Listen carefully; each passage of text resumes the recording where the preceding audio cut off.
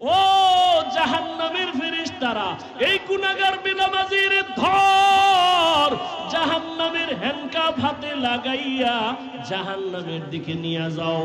ও আল্লাহর বান্দারা, সূর্যের গরম সইতে পারি না, জাহান্নামের আগুনের গরম কেমনে সহ্য করবা? কিয়ামতের দিন ভয়ঙ্কর অবস্থা হবে, আমার উম্মতের কি উপায় হবে এই চিন্তায় কান্না করি। ঈসা নবী কাঁদছেন নিজের জন্য, মুসা নবী কাঁদবেন নিজের জন্য, ইব্রাহিম নবী কাঁদবেন নিজের জন্য, উম্মতের কথা মনেই করবেন না। আর আমি আখিরি নবী সিজদায় পড়ে কাঁদবো, একবারও আমার কথা বলবো না।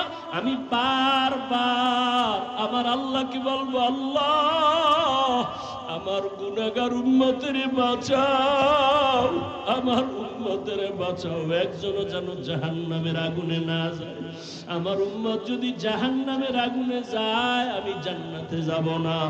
নবীর কান্না দেখিয়া আমার আল্লাহ বলবে, নবী কাঁদিয়েন না, মাথা উঁচু করেন, আপনার উম্মতগুলো বাছাই করে করে জান্নাতের দিকে নিয়ে যান।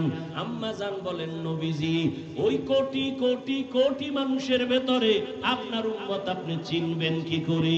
নবী বলেন, ও আয়েশা, আমার ওই উম্মতেরা যারা দুনিয়ার জমিনে থাকিয়া 5 বেলার নামাজ 5 ওয়াক্ত ওযু বানাইয়া নামাজ আদায় করত, কিয়ামতের ময়দানে ওযুর জায়গাগুলো নূরের আলোতে ঝলমল করতে থাকবে।